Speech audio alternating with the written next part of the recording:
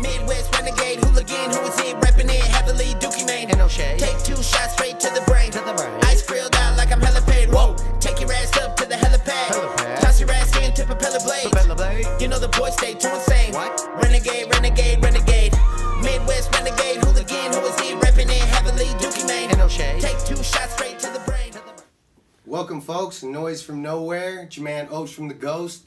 Your man Duke Wallace. What's happening? Today with us, we got a special guest for our second episode ever. He's our first guest ever. Mr. MC Viruz. Viruz. If you're from Natrona County or Wyoming or the greater Casper area, you probably recognize this dude, probably familiar with him in one essence or another, heard his name, seen him at shows, met him elsewhere in life. If you're from here, he's a pretty prominent figure in the community. So all that being said, he's also a musical part of this community, and more or less that's what we're about, amongst other things. But I want to jump off with that. If you just want to let us know Yeah, introduce yourself a little bit, man. who you are in the music scene. What up, everybody? My name is MC Viruz. I've been around the music scene here for 13 years. I started here doing professional wrestling, backyard wrestling, whatever you want to call it, and eventually decided that spinning turntables and spitting on mics was a lot better than pulling thumbtacks out of my ass every night. Agreed. You've been there. You remember? Agreed. That. Yeah, This guy's been here since the beginning. Like, me and Osh have known each other right when all this entertainment slides started happening back in the day, and here we are today. He was the brain of it back in the day, and he used to let me come and yell around and introduce them when, like what he said, they used to come With the El slam each other. Casanerio. They used to come slam each other on tags. What was your name? What was your name MC wrestling? Viruz was just Shaggy back in the day. Shaggy no dope. No dope. Too broke for dope. Too broke for dope. Yeah. Shaggy no dope. Yep. Well, so that was how it started with the backyard wrestling and stuff like that. I remember, like, we still got a lot of, our lifelong friends that we used to do that with back in the day that we're still friends with now. I know you're still close with Big Murda. For sure, Big Murda. I mean, me and Big Murda, actually, we started everything together. Shit. I mean, me and him been friends like 20 plus years. We started doing the wrestling shit together. And then I got him I begged him to do the music. I'm like, bro, come on, man. You can't leave me hanging to do this shit all by myself, right? And then Big Murda was born, and then we fucking kept going, doing all this music. Prescription, Static, fucking Rhyme Sick Today. So, just unconfirmed, one of those Casper rumors. Did you used to write his lyrics? Big Murda? Mm-hmm. I used to help. I like... Throw him a line here. Well, like, I would write a song, and it'd be like, just drop a word right here. You know what I mean? Just Right. Big Murda has a voice. The voice. That's that has presence, and I chose to help Big Murda use his voice in somewhere where it would be heard and really accepted, not just like, oh, that's too much or something. You know what I mean? Like, you kind of got to do yourself in pieces. But that's how we first started, is like I wrote some shit and then he would do a few things like on Play Dead. Mm-hmm. If anybody remembers Play Dead back in the day. That was the first song I ever heard of yours. I'm going to have to check it out. You don't want to. No, that bad? I heard one of my first freestyles, like, my buddy sent it to me on my phone today. I was like, don't ever show anybody that shit. It was so whack. I've tried to get rid of the music video, so if you guys ever see the Play Dead music video, I know what I'm doing tonight. keep that to yourself. I'm gonna drop a link. But no, I used down to below. I used to put a few. I'd have him punch in a little bit just to feel it with me, and eventually he's kind of just took off on his own, and now here we are, Smoke Signals, with Bad Fish, and we just lost our DJ, so it's just me, Bad Fish, Cassie Fish from Albuquerque, New Mexico, and Big Murda from here. Shout out. Smoke Signals. Smoke Signals in the house, Rhyme Sick. Skip forward a little bit to the prescription part of your career. What was in, I want your quick little chronology of that. 2008. See, like when the MC Viruz shit started to really take off. It was about 2007, wasn't it? It was right before I went to I prison. couldn't It even was in the tell you. county when I started going to prison, and that was in 2008. Fuck, that was so long That was the ago. beginning of 08. And that's what you've been this entire time, is just MC Viruz. That's how a lot of this shit started, was just that. I remember when you used to have turntables in your little apartment in the upstairs bedroom, and you tried to put a booth in the closet, and Fade used to come, and he just spit for hours. With carpet pad. Yeah, but I there was a carpet recorder. pad. He was just spitting in the mic, and he was spinning on the turntables. That's all it We were was. kind of figuring out what we were doing and who we were. You know what I mean? Like trying to Right, figure out right. our sound. Like we all knew we loved hip hop, all of us. You too. I mean, back in the day, hip hop was the bone structure to everybody's relationship. You know, and how we through music, that's through how music, we and how we all connected. And I about 2008. I can't really say what year exactly. Remember, you guys had that show, and it was in 2007. Maybe, yeah, it was the My end first of one was with Baby 2007. J with Boogeyman. The one you guys had with Lucchese at the Eagles is the one I remember. I never played with Lucchese. No? Never. You was just at that show? I was there. Oh no! I was there. Were you and Shy got into a fight with somebody? Yeah. Yeah. That was that wasn't Eagles. That was the hotel. Yep. That was you know what? Shout out to everybody that was there that night. And that show was crazy. I know all them Lucchese people. put on a hell of a show. I know all them people were all grown now. We's fighting everybody. You know what? But that's you know, that's growing up. We'll take it to the next. I hate level. to put you on that level, but if I had not said it that way, you probably not what Joe was talking about. On that Shit's note, about to go down. Him and his brother threw down, and they both were standing up at the end. I will vouch for that shit. But on that same note, we you know. That being said about that part in our lives where we all used to be 10 years ago, 11, 12 years ago. We've grown. We all have. And we couldn't have been sitting here trying to do a podcast together. And me and Lucchese 10 years ago wouldn't have been making songs together. Osha was telling me that you guys didn't really get along back in the day. We were homies at We had first. It some started problems. out. We had a falling heads out. with bumping heads. It was with more each of a other, personal kinda just- thing. It wasn't really music or No, business just- oriented. We all grew up in But Casper. we grew the fuck up, and I mean, Oh, yeah. if motherfuckers didn't like do relationships like this after they've had an issue, there's no growth like what we There's got no going growth. on right There's now. no growth. You know what I mean? Right. And this is Oh, a I lot of understand people in that this completely. town really don't do that. So I had to grow away from everybody in Right. Albuquerque to go do my own thing. Right. Because a lot of people like to carry that hate and like luggage. Well, you see, Drag like, it, and you see remember guys that like people 40, hurt you 50 every day years and old, shit like living that. in the glory days, still pissed off at somebody from taking their girlfriend in high school type shit. That's Everything. Yeah. Well, so I mean, and not only My that, shit's we have dead. a lot of mutual friends who are very close friends, you know, and Yeah. that's is becoming a hindrance for us in a business. Oh, that fool's sense. gonna be there. I don't want to be there. Yeah, exactly. I That's get what tired of exactly that what shit. it Like was. fuck it, let's get this yeah. money. Small as Then this you know what? place is. Hey, I'm gonna give the bigger, the upper hand to MC Virus here. He was the one who came to me first.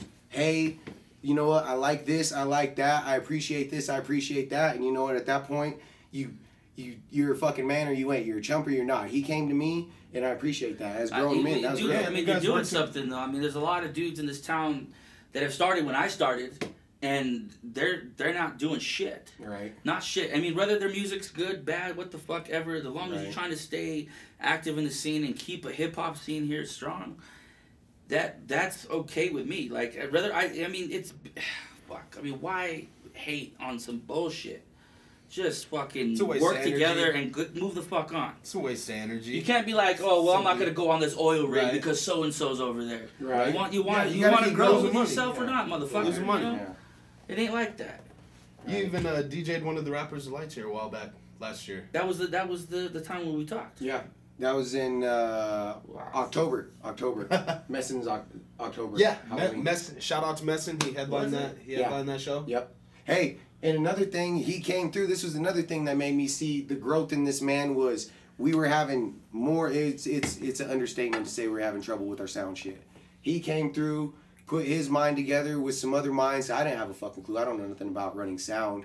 He came through and basically pulled the whole show went because of what he brought to the table. Because if he wouldn't have came to just DJ for Messin, that would have never happened. Never. You do this shit long enough, and y'all will too. Like, it'll become second nature that when something's not fucking right, you're gonna be on it, motherfucker, before the show even starts. You know what I mean? Because then you look like a fool if you're trying to beat that. Right. Hold on, bro. Yeah. Stop for a minute. Fix this. Fix that. Right. You know, then nobody likes that shit. See, here's another thing too. If anybody doesn't know, I went to prison for almost 5 years, and while I was gone, these guys were out here grinding. And so when I got out, basically the whole entire scene was Prescription and the No Gooders. I mean, they owned the entire scene, Okay. and then Prescription evolved later into Rhymesick, and I watched that happen also, and that was before I had even started anything. Like, I hadn't even freestyled in 8 or 9 years. And so if you want to give us that, maybe that your short chronology of Rhymesick. Well, I initially dropped out of music. I went through some shit with my ex and all that crazy shit that comes with that, and I quit. I was kind of in the dark for a while, and it took me. I mean, it's still kind of hard to get over certain shit, but I'm growing. You know what I mean? But Statik eventually had to keep going without me. You know, like he wasn't just gonna sit there in the dark with me. He can't do that. You know. Right. No. So he started Rhymesick. Him and his wife at the time, Lexi, and they had a good thing going and all that. And whatever, they broke up. Statik's still going. She's doing her own thing, which is cool because she got her own thing going too. So there's this mad fucking thing happening in Casper with all these heads. You know? Shout out to Dead Media. Yeah, like there's like we might not all get along, but like we're fucking building something whether you like it or not. Well, you all you know? basically started from the same squads. Like the brand, basically that branched off into their own. I like to say that we all separate started sections. smoking on the same blunt, Right. And then we all Okay. kind of got the All same idea on the same high. You know what I mean? Yeah. I can feel it. I can feel it. The basis for the whole thing was like what you said, the love that we had for hip hop, but not only that, but the love that we had for where we were from. If you're not from Wyoming, you won't understand how proud we are to be from Wyoming. Yo, Hey, I'm Felony an Flats represent. I'm an Hey, outsider. this man's whole entire back piece says Casper from shoulder blade to shoulder blade. That's sick. Yeah. Let's see it. Let's I see don't it. want to take. I'm too fat. Dude, you showed your whole Hey, ass. If crack on you see Facebook. my, if you want to see my back tattoo, go like my Facebook page or is it Yep. friend me or whatever. Yeah. My ass is there. You can see the, you know, and you can see my tattoo.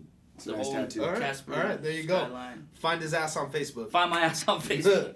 All Yeah, right. as an outsider coming in, like I've seen videos of the No Gooders. I've heard of Prescription. I know of Rhymesick, done Rhymesick Fest 1. That's where I met Osh, but I just see the camaraderie. I've heard the relationships, but I'm coming in it as an outsider. So hearing all this and the history behind it's kind of. Statik's the mastermind of that. Like I pretty much I put Statik on the Death Lab. At the time it was Death Lab Productions. Okay. Me, Joe Campbell, and Big Murda, and we put Statik on, and then Statik is a phenomenal musician. First of all, he's a great performer, and he's an amazing friend. And I used to be his drug dealer. That's how I met him. I was his drug dealer way back in the day. And now look at us. We're still both selling dope. No, I'm just kidding. Lyrical dope. Exactly. Lyrical dope. In the form of a compact disc. That was actually the theme behind Blueprint's Run It video. The SPF? No, slanging music. Oh, no, I was seen the- that. I seen that. With Rick Bliss in it? Yeah, Right, yeah. yeah. Everybody yeah. was hating in the comment section so hard. Why are you acting like you guys are selling drugs or like I that? see, yeah. That They were duffel straight up bag's at full the of- end. it's The the duffel mer- bags it's all the got merch in it. It's the yeah. merch bag. Watch It's the whole merch video, bag. stupid. Well, Yeah. music is legal drug dealing. You just decide how good the product is. Right? But no, Statik started Rhymesick, and he's running all these tours, and he hooked up to Project Pat, and he's like, yo, I really need a DJ for this tour. I'd love for you to come. And I was like, I didn't really want to get back into the music. I planned on quitting completely. Never fucking with it again. Wow. And Statik had pulled me out of the ashes. He didn't beg me. I mean, he was just kind of like, threw it my way. Persuaded me, I'll say that. And I jumped on the Project Pat tour. It was a hit. It was fucking amazing. We did a great job every night. I got to play after that. I got to play Whiskey a Go Go in L.A. You know where That's fucking way Jim sick. Morrison and Yeah. the Doors and Motley Crue got their start. You know That's way sick. that shit was awesome. That's history. And then I was like, so I got the music bug after that. So I was like, I got to put this band together. Because like, I mean, I've been rapping with just a DJ or someone on a phone or whatever. Right. I want right. live instrumentation. I want to Right. stick out from everybody because anybody can just rap on a phone. Rap There's no with- talent in anybody it. That's can just rap with that's Anybody can just steal beats off YouTube. that's glorified Yeah. karaoke. Whether anybody or say, you know, like, that's different. No, that's a performance. Like, no, these people paid for a ticket to see a live performance. That's why I bring a drummer, a scratch DJ, a real hype man, an MC. You know what I mean? Like, I play the guitar a little bit. Yeah, in Because real life, you that's guys- what I love the most about Slipknot. That's why Slipknot is one of my favorite metal It's an bands entertaining ever. band to watch. Well, you know? not the Right. different elements. It makes it I mean, better. you could be Eminem good and still walk on the stage, and it's just the same performance as the guy before Right, him. you're right. It's walking back and forth and this. You guys that. have one hell of a stage presence. You He- guys are fucking sick Thank on you. stage. I appreciate that. I love it. I'm a fan. And I'm I've a fan. actually I've helped Statik get to his, like, I've taught him stage presence and Like he still uses the same techniques to this day, and he's killing it. Nice. But yeah, after I started Smoke Signals and got a band together and all that. Cassie Fish, Big Murda, DJ Crate Cuts at the time, but we parted ways. Much love to DJ Crate Cuts. Shout you out know, Crate no Cuts. hate. We got signed to Rhymesick. I told Statik what I was doing, and he signed my band immediately. He's like, "Oh yeah, we're doing this." It's like, okay. And then he goes, "All right, well, we're going on tour with Afro Man and Little White." We're like, we haven't got an album out yet, you know, like Afro Man and Little White. Okay. And we went on the tour, and it was one of the most successful tours. Not just that, but it was one of the most funnest and calmest for everybody. Like, everybody, like, me and Statik argued a little bit, but, like, it was, like, bitching about, like, no, that's not Diet Coke, that's Coke. You know what I mean? Yeah. But, like, it was so smooth with us. It was, I'd love to do it again. And we've definitely at home it with Rhymesick. Nice. It's amazing. Well, you guys have known each other for so long. It's going to be natural that you... Oh, yeah, me and Statik got into it so many damn times. I don't know any brothers that don't bump heads. Oh, yeah. It's going to happen. So furthermore. That's where me and my brother learned how to fight with each other. Right. I mean, be like, how can you grow without, like, being like, I don't know, saying no to somebody and then figure out maybe why you're wrong or they're wrong. Right. That's growth. That's you have growth. to be able to take criticism, build from what the other person says you're doing wrong. We did a lot, like with footage, like we'd film our shows a lot, and we would like watch them afterwards and be like, oh, we could have did this better. Oh, you missed this line. You missed your spot where you step here, and all that. Hey, and that's one thing I'll always give you guys props on was you guys, like what he said, your stage presence, but you guys like legit practice. I don't know if anybody out there knows anything about performing on a stage, but the most I've ever done was like the Eminem spaghetti in the mirror. That's all. The most. And like what he said, it's the same as the same guy before. You're walking back and forth. You might throw your arms around a little bit more, but it really is. It's the same. I mean, it's not easy to do if you on a night by night basis, but there's things that after you've done it so long that you got to do to stand out, which these guys do. They practice with the prescription. We like they would go as far as their wardrobe and everything to look good for their stage performance. We did some. We were on some like Temptations. I mean, most of us people call us Backstreet Boy shit, which isn't far different than Temptations. Tech-9, bro. Like we got more the idea like it was more Temptation shit, like more of that 4-piece doo-wop 1950s shit. Cause like with a turn and shit like that, you know, me, Statik G, Big Murda, and Biscuit, we had like a thing that just even if we just did like one little spot where we would move, that would just steal the show. Right. If it was just choreography kills. I don't care. Backstreet Boys and NSYNC. I was a fan when I was a kid, but they just had that. It's a show. Yeah, shit, it's a show. Like, it's entertaining. Yeah, for sure. That's what always a lot of people from Casper love Tech-9 because that's what we grew up on. But that was an amazing show to grow up on due to the fact of their showmanship. Right. In the drop. Look at what the Temptations done with Motown. Nobody was dancing. They were all just standing still, singing together. Temptations were like, let's throw one of those in. Yeah. Boom. Jackson 5, dude, them motherfuckers play instruments and turn the whole circle. You ain't lying. You know what I mean? And it's like, ugh. Kiss. I mean, we could have Tech-9 influence, but most of that shit. And I was the one that would like push the choreographing on everybody because I mean, with my professional wrestling background and all that shit, and we got to choreograph something, you know. But yeah, that all that inspiration came from me back in the day, from my mom and dad turning me on to Jackson 5 and Motown and Marvin Gaye and all that shit. You know, that's where all that came from. People come to see a show. They don't want to just... And I've always wanted to be booked again. I mean, it was hard enough back in the day being a dirty, foul-mouthed Wyoming rapper. You know what I'm saying? You can be...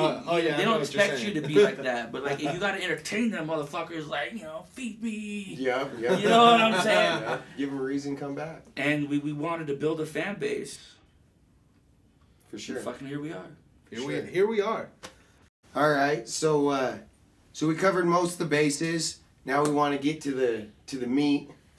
You know, meat and taters. Yeah, potatoes. You know, and we don't need you to delve too deep into this, but everybody in Casper's dying to know what happened with the Haystak situation. I know also people in other towns in Wyoming that you guys had tour dates booked. They were wondering what happened to. So what was it? The Crazy Whiteboard tour with Statik and Haystak? I think it was called the Stack is Back. Oh, Stack is Back tour. That's right. Yeah, that's what My this bad, one was my called. bad. Before that, it was that though. Yeah.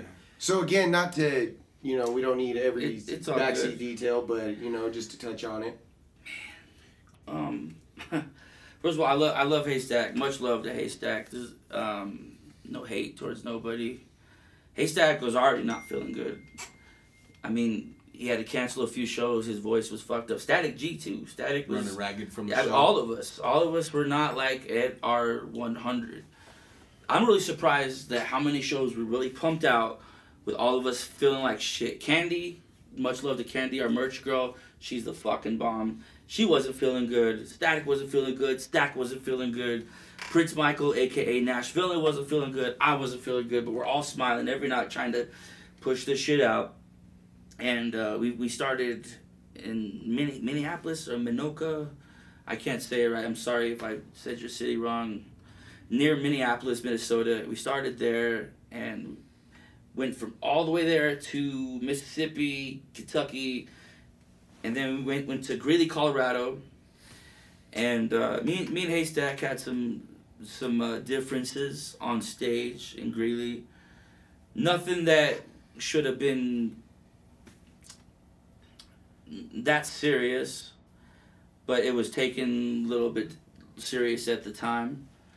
And it was just decided from Greeley there, with everybody being sick, one sign there, and me and Stack not getting along on stage, that sign there, that was enough signs to say maybe it's a bad sign, we should stop. We should probably cancel for the rest. I wasn't in favor of canceling the tour, neither was Statik G. We were gonna fucking wreck all them cities. But once again, no hate to Prince Michael, Nashville, and Haystak. Nothing but love for all y'all. Text me when you see this shit. I hope to get back on the road with everybody and make this money. And put everything behind us and get everybody in 100% health, because that's just what we need to do. Right. But yeah. That's So, all I have to say about that. Can't put on a decent show for the fans if you're all feeling like shit. I mean, yeah. I mean, like, are you really getting your money's worth Right. when you got?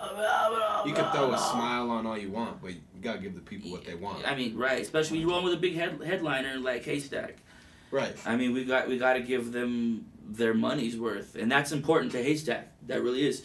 Haystak gives a fuck about his fans and his listeners, and Statik too. All of us. I mean, we want to go out there and do what we do, even if we weren't getting paid to do it. We'd go out there to do it. Right. Right. You know what I'm saying? Because this is what we love to do.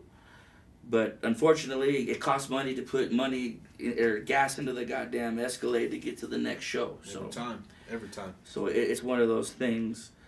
But majority of the reason was sickness, and there was a slight misunderstanding with me and Haystak. But we're good.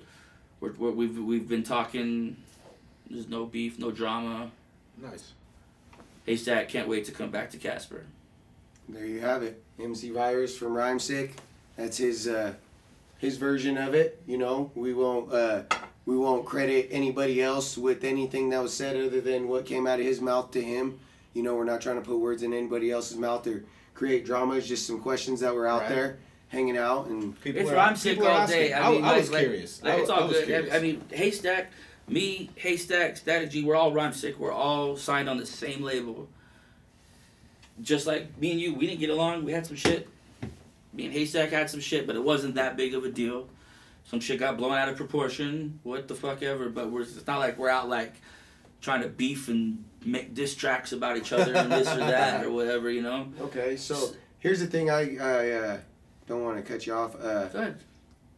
You know, and you might not be able to give a whole lot of insight, but just your opinion on Statik's diss track on Bubba Sparxxx. Okay, first of all, I'll say that Statik's my boy, and I got his back no matter what. If he's wrong, I'm wrong too. That's what a definition of a homeboy is to me. I feel that. That's brother shit. But I don't personally like diss tracks, and I think they're not that great. I don't really want to listen to a rapper talk about another rapper. That's my opinion. Do you like any diss tracks that you ever heard? Okay, look, we can talk about Pac and Biggie, Hit 'Em Up and all that. I mean, yeah, because that was the first time I heard that shit back in like 93, 94, whatever the fuck it was. But I just think that if I got a problem with a rapper, I'll see you in the street. You know what I'm saying? Like, why am I gonna waste time in a recording studio on my breath? Pay time for somebody writing lyrics about you when I can just see you in the street. We can just film that. That's you know what I mean? Whether I get my ass kicked, whether I get my ass kicked, you kick my ass, whatever. I'm missing teeth or whatever. I don't give a fuck. Like, if we got a problem, we'll handle it that way. That's how this hip hop shit even started in the first place. Before people were fucking on this thing trying to talk about your mama or I'm fucked your bitch or what the fuck ever. You know what I mean? Fuck all that. If we got a problem, let's just go handle it instead of this fucking... You know what it reminds me of? You remember back in the 90s when girls would, like, write little letters and pass them off to each other? Like, yo, dude, give this to O'Shea. Fuck that motherfucker. And we're, like, on classrooms on the other side of the fucking school. Yeah, okay. You know what I mean? Like... Flying kites to each other. You're right. Yeah, that is... Why? The diss tracks a waste of time. That's a good... And I can't sit there and vibe with a rapper just... Yeah, fuck that motherfucker because he hurt you. You know what I'm saying? Like what do you get out of that? I'm trying to grow. I'm tired of being a young ass high school bullshit. You know, I want to listen to some music that's actually moving me, or making me want to do better instead of wanting me to do whacker. Right. And then go to like somebody. If somebody's talking shit about you, you're doing something right. Don't acknowledge the motherfuckers. Boom. There's no reason to fucking give them power. Like Eminem, he fucked up talking about MGK. Oh, let him talk about your daughter. Let him They're have that. still talking about each other. They love each other now.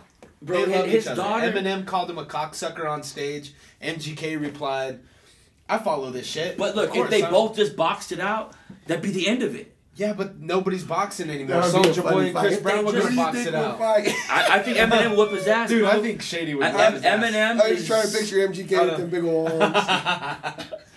You can't stand up now, can you? Your beard is weird. Your beard is weird. Your beard is weird. No, Eminem trains. I hear he trains like MMA, and MGK looks like he might train a meth pipe. I don't know. Y'all watch that video of Snoop Dogg boxing? Oh yeah, that was super. Snoop Dogg and who? Yeah, he was just training on the mitts. That was super awkward. Dude, it looked like Gumby was being controlled by some kind of like awkward for sure. Some kind of like string puppet. Like the thing that blows outside of Verizon. Yeah. Flailing arm tube, man. Wacky waving inflatable arm waving tube. Snoop Dogg.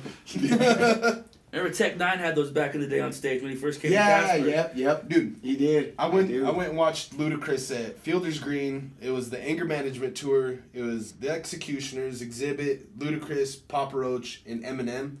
Eminem came out, finale, had like the entire like circus tent, Ferris wheel, all that shit. That shit was cool. But Ludacris came out with 2 giant fucking bobbleheads of himself and a pit bull on each side of the stage, remote controlled, bobbing with the music and shit. Coolest shit I ever seen. Cypress Hill had a giant skull that smoked on a blunt right in the middle of the fucking stage. What the fuck? That was the coolest shit ever. Bro. Ever. That's way sick. I used to go to Insane Clown Posse concerts back in the... I used to be a big juggalo. I was super big into that shit. And then, like, one day I was just, no more. Just over it. But they put on a fucking good show. Like, I went to the Bazaar tour back in, like, 2001, I think it was. And they had all this clown shit on stage. Like, it was, like, mechanical...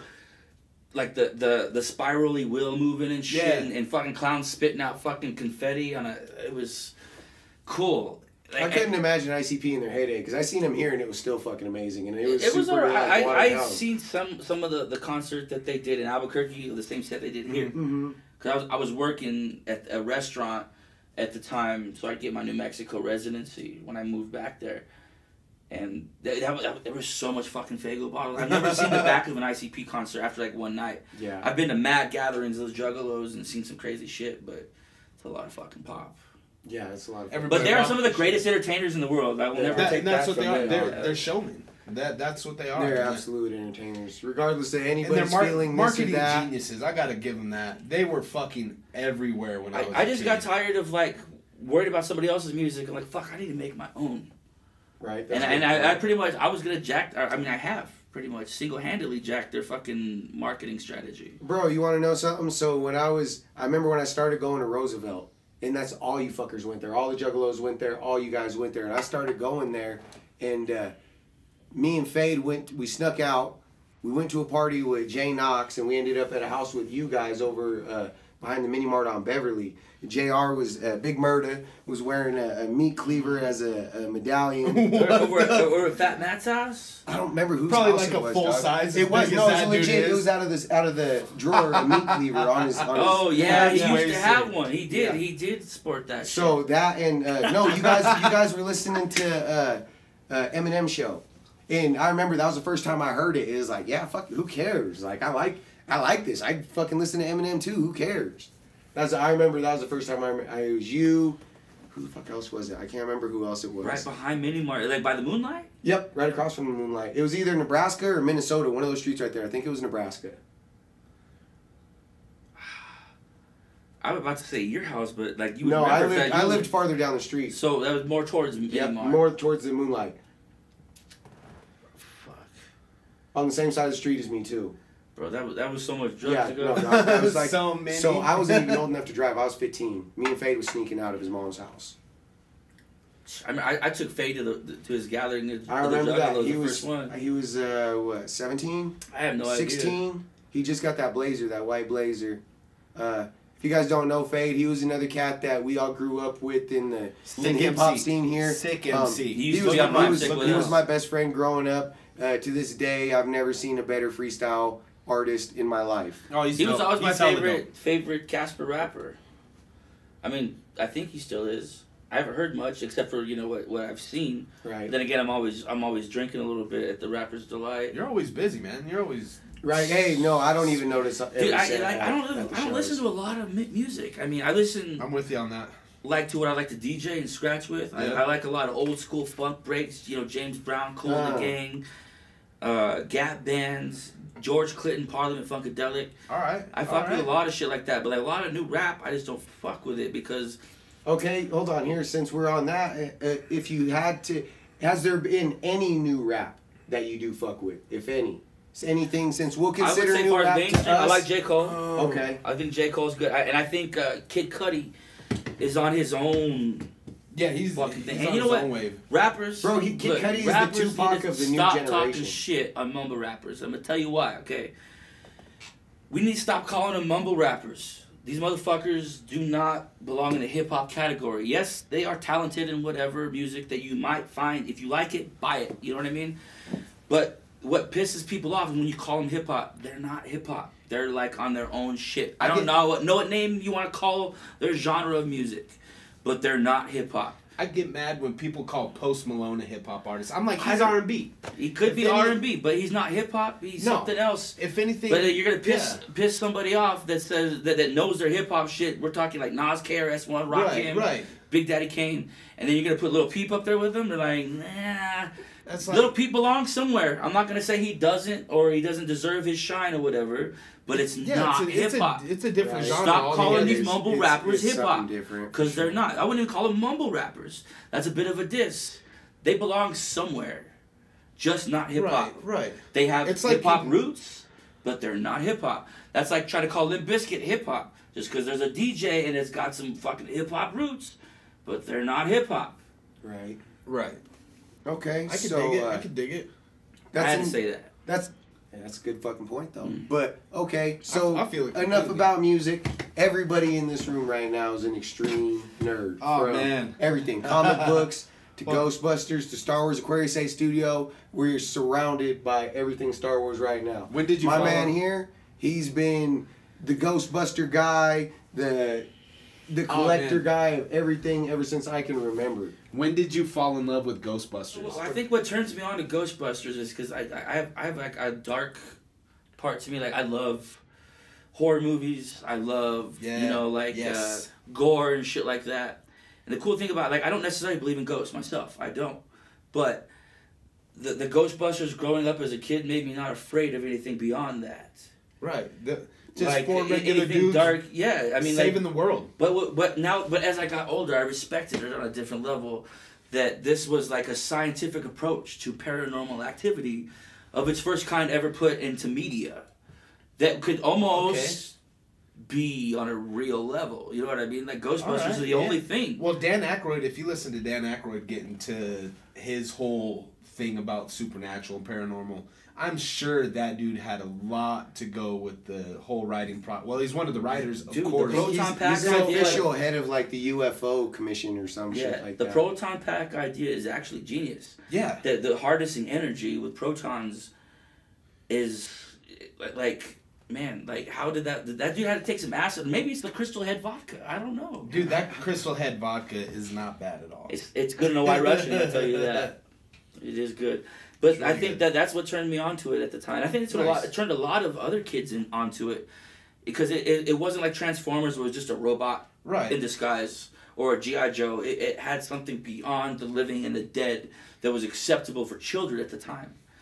And it was a way to get into that shit. I was the Ninja Turtle kid in football. I was too. Shortly after that, when the Ninja Turtles came on the air, I was big into that. I about got hit by a car looking for him in a sewer when I was a kid.